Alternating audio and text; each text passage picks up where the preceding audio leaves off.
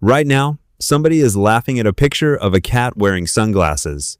Not because it is useful, not because it improves their survival chances, not because it contains valuable information.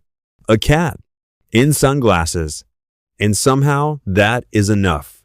Your brain releases a tiny hit of pleasure, and for a few seconds, the weight of existence becomes slightly easier to carry. Most of us never question this. Humor feels normal, human, obvious. But if you rewind far enough into the past, it becomes a very strange mystery. Because 300,000 years ago, there were no comedians, no sitcoms, no memes, no internet comments. There were only people trying very hard not to die. Outside the cave, predators waited in the dark. Food was never guaranteed. Injury could become a death sentence.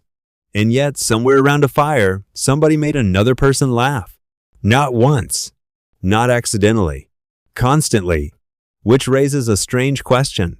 What did ancient humans actually laugh about? Because the answer is surprisingly familiar. Imagine a hunting party moving through tall grass. Everyone is silent, spears ready, eyes scanning the trees. Then suddenly, a loud rustle. The entire group freezes. Heart rates explode. Muscles tighten. Somebody already has one foot pointed toward the nearest tree. This might be a predator. This might be death. The rustling gets louder, closer, closer. And then, a squirrel walks out. Tiny, confused, completely harmless. For a second, nobody moves. Then, one hunter notices something. Gruck, the bravest hunter in the group, has already thrown his spear at the squirrel. His only spear. The squirrel leaves unharmed. The spear does not. And suddenly, everyone starts laughing. Not because squirrels are funny, because relief is funny. One moment, your brain is preparing for disaster. The next moment, you realize disaster isn't happening. The tension has nowhere to go. So it explodes out of you. Anthropologists believe some of humanity's earliest laughter may have worked exactly like this. A biological signal that says, relax, we're safe. Nobody is dying today. The oldest joke in history may not have been a joke at all. It may have been the realization that death had briefly scheduled a meeting and then forgot to show up. But humans quickly discovered something even better than laughing at danger. Laughing at each other. And this is where things get interesting. Because prehistoric humans lived together constantly. No private bedrooms. No headphones. No doors. No way to disappear after doing something embarrassing. Every mistake became public property. Imagine a hunter missing a mammoth. Not by a little, not by inches, by a lot. A truly impressive miss. The kind of miss that makes nearby trees feel secondhand embarrassment. The mammoth doesn't even run. It just stares. Confused. The hunter returns to camp, pretending nothing happened. Unfortunately, 12 witnesses return with him. That night, the tribe gathers around the fire. Someone reenacts the throw. The spear accidentally flies backward. Everyone laughs. Another person reenacts it. Now the hunter somehow falls over before throwing. Even more laughter. By the end of the week, the story has evolved into a legendary disaster. 3 months later, people are still making mammoth jokes. A year later, children who weren't even there know the story. The hunter acquires a nickname he will never escape. This isn't speculation. Anthropologists studying modern hunter-gatherer groups repeatedly find that teasing and mockery are everywhere. Good-natured ridicule acts like social glue. It keeps egos under control. It prevents people from taking themselves too seriously. And apparently, humans have been doing it for an extremely long time. Which brings us to one of the funniest possibilities of all. Ancient sarcasm. Imagine the tribe's least helpful hunter. Everyone knows one. He sleeps late, complains constantly, contributes very little. Then one day he arrives at camp carrying 3 berries. 3 berries.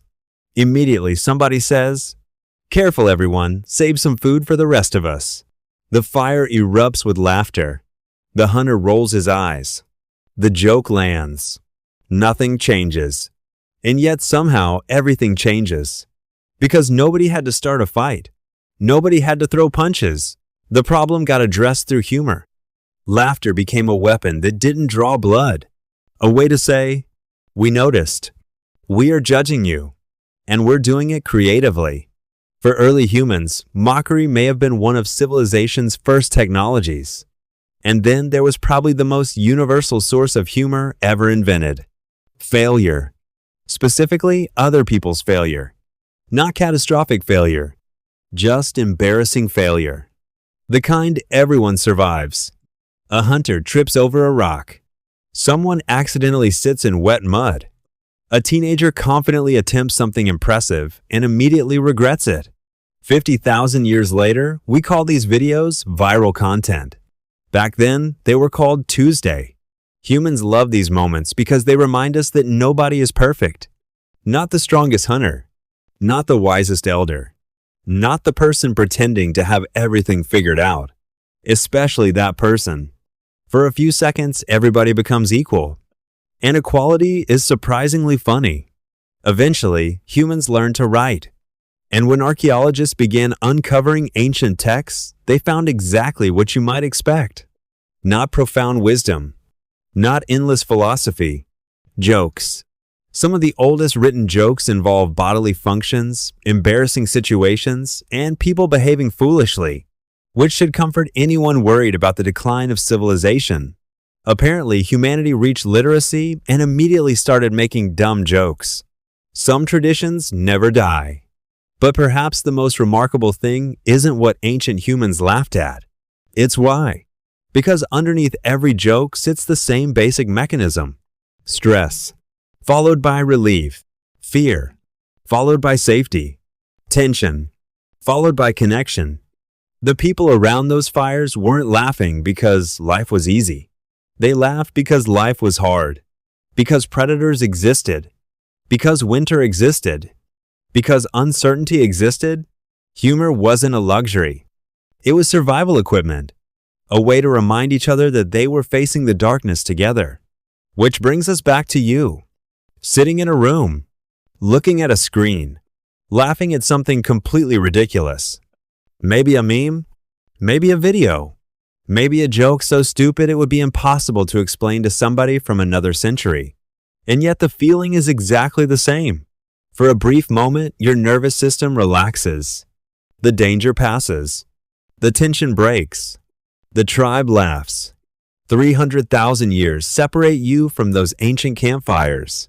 But not as much as you think. Because the next time you laugh at something absurd, remember, you are participating in one of the oldest human traditions on Earth. An echo from the first fires. A signal carried across thousands of generations. A reminder that, at least for a few seconds, everything is okay. Humanity didn't learn to laugh because we became civilized.